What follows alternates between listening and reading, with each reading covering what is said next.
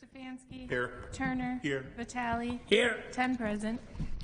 We have a quorum. Please rise if you are able and join us in the Pledge of Allegiance, which will be led this evening by Alderman Weigel. I pledge allegiance to the flag of the United States of America and to the republic for which it stands, one nation, under God, indivisible, with liberty and justice for all.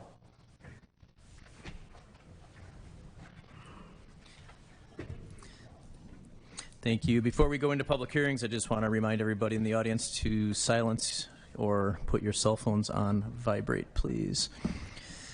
Item D, we have one public hearing this evening. Alderman Weigel. I'm sorry, Mayor Devine, I'd like to make a motion that we reschedule this public hearing to a later date.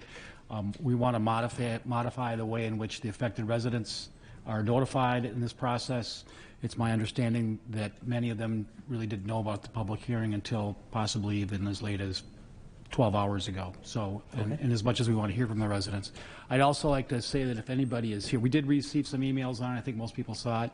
I did speak to the applicant about it, and he concurs. I spoke to the council president about it earlier today, and the city clerk about rescheduling this.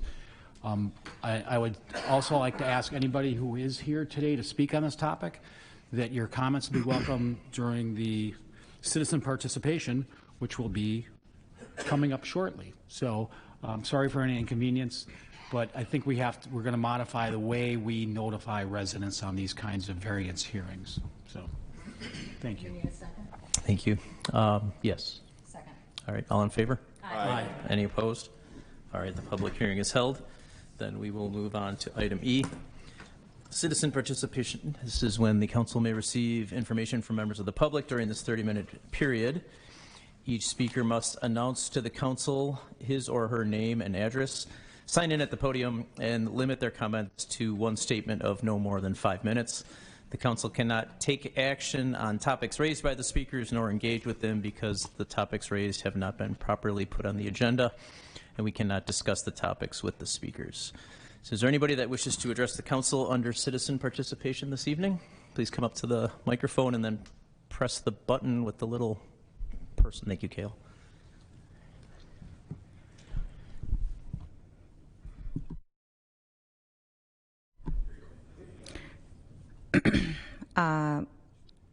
I'm Amanda Gonzalez of 934 South 90th Street. That's my grandpa, Doug. His picture and his urn. That's all that I have. So 23 days ago, he died in a fatal car crash in the intersection of Highway 100 and Cleveland. I was advised by the mayor to go bring my concerns to the Police and Fire Commission. I did attempt to register to make public comment at their meeting, and I was greeted by a response from a city attorney saying they will not allow me to come to make a public complaint. After some back and forth and trying to reiterate the fact that I am making a public comment, not a complaint. I don't know where they would have gotten the idea that I was making a complaint. He advised me that maybe I was best coming to the Common Council, so here I am. I have spoke to the mayor. I've spoke to Alderman Haas. I attempted to go to the Police and Fire Commission. Just after some very short research, you can already see dating back to January 2020, there is a Highway 100 corridor ongoing development plan rough draft where this intersection is circled and labeled problematic. I do remember in the summer of 2022, Douglas Mickelson was going to be going back home from a meeting, and around the time that I heard there was a fatal crash right there, and I was terrified. I thought maybe it was him, and I didn't know who it was. There was no news press. I had to call him repeatedly until I got him on the phone. It wasn't him. However, it was extremely unfortunate and very, very sad for the family that lost their 4-year-old little boy. There are several fatalities in that intersection there between National and Cleveland on the Highway 100 stretch. I did bring to you guys, both Mayor Devine and Alderman Haas, several ideas, solutions, thoughts that I had about it. I got no real response other than, they were maybe thinking about some off-ramp type things, but, it would cut into business revenue property. I don't know what's more important. Is it business revenue or is it human lives? He was an amazing person. He's the reason I'm standing before you today, and I'm still alive. He saved my life, and he saved several other people's lives in this community. He spent every single waking moment of his life volunteering to save lives in this community from alcoholism, from all of the countless alcohol establishments in this community. When searching for footage of the crash, I immediately sought to Mayor Devine about maybe there's potentially flock camera footage.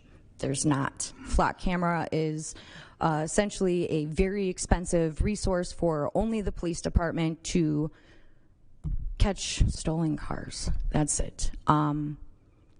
There's no DOT camera there. I did inquire if maybe the city could do something and get a camera there. And, it would just take a really long time, was the response I got. But, that was in 2020 that you guys labeled it a problematic intersection. There still has not been anything done there. Not a speed bump, not a speed limit reduction, not a roundabout, not a nothing. It's been almost 4 years. How many more lives need to end right there is my question. I did find footage on my own. It was extremely alarming and very conflicting from the police report. Very, very concerning. I don't know how police and first responders were able to alert and report to the media that he had a heart attack. There was no heart attack. He was going 21 miles an hour in broad daylight, hit on his passenger side from a northbound vehicle. It's weird. Sorry, your 5 minutes is coming to an end, so I'm going to ask if you can conclude Yeah, cool. If I could conclude your comments. Thanks. It's the whole thing is just messed up, but what I really want you to think about is what is more important, business revenue, property, or human lives, Mayor Devine. With that, I'm done. Is there anybody else that wishes to address the council under citizen participation this evening?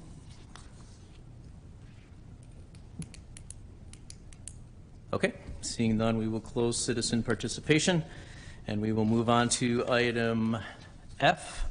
Our standing committees will be meeting during recess. Those room numbers are listed on the bottom of page 1. They, if you are here for a license or a permit or something along those lines, please take a look at those room numbers, and if you need to know what room you should be in during recess, please ask us when we break for recess. Moving on to item item G is the mayor's report. Just two quick things. One is that Thursday evening is our final summer concert series at Veterans Park from 5 o'clock until 8 o'clock. There is the name of the band is going to escape me now, but they're good. Milwaukee Blues Rock Collective, that's it. And then I just also wanted to mention that September 15th was the beginning of Hispanic Heritage Month, which celebrates all the investments and contributions of our Hispanic community in the city of West Allis. So I want to just remind everybody, and we are celebrating that through October 15th, and that half-month approach was taken because there are several Latin American countries that celebrate their Independence Days between September 15th and October 15th. So that does conclude the mayor's report this evening. Do we have any reports from the alderpersons? Mr. Mayor, I know it's not the Alderman at this Vitale. point by the Alderman's report, but I'm just wondering if I can follow through, then I need to be you can say stop. So the questions it is on 67 and National. So to me, from what I heard tonight, to all the public hearing, I mean, I felt like, 35 years I've been an alderman in that district, not being aware at all. Alderman here just as well. Do we know about it? Do you know anything about it?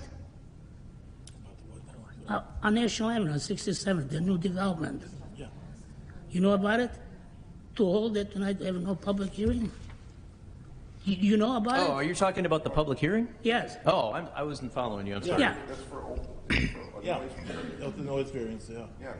Yeah, so the question is, being an alderman, I should have been aware, because I knew we were supposed to have a public hearing.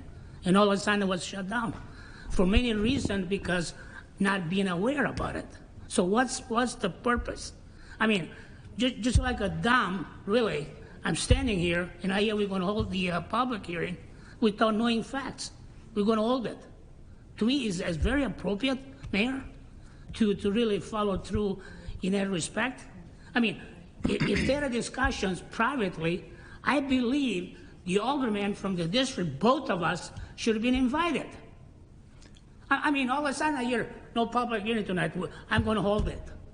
I mean, what are we talking about here? Really, in all fairness, to me, it's an inappropriate, totally inappropriate. Got it. Thank you. Mr. Mayor, Alderman if Weigel. I could, I'm sorry, Alderman Vitale, that's entirely my fault. This issue came up very quickly over the weekend.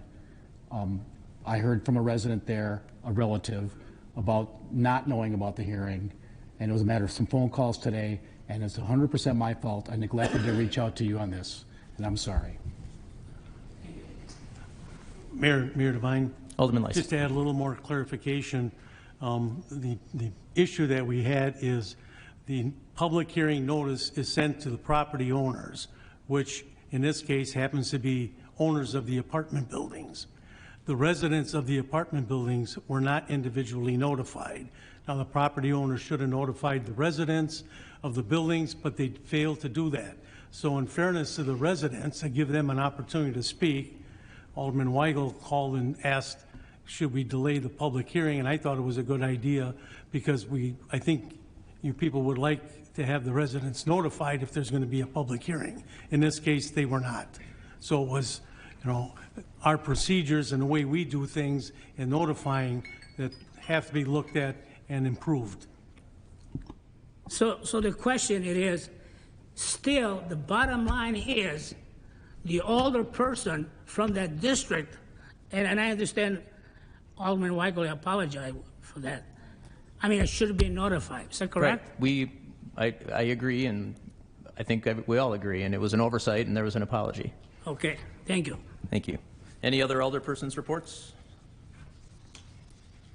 Mayor Devine, Alderman Lysak. I move for approval of the minutes of September 5th, 2023. Second. There's a motion with a second. Are there any corrections or adjustments to the minutes? Seeing none, all in favor? Aye. Opposed? Minutes are approved. We have no standing committee reports. Mayor Devine, Alderman Lysak. item K on the agenda is the consent agenda. Is there any item that any of the older people would like acted on separately?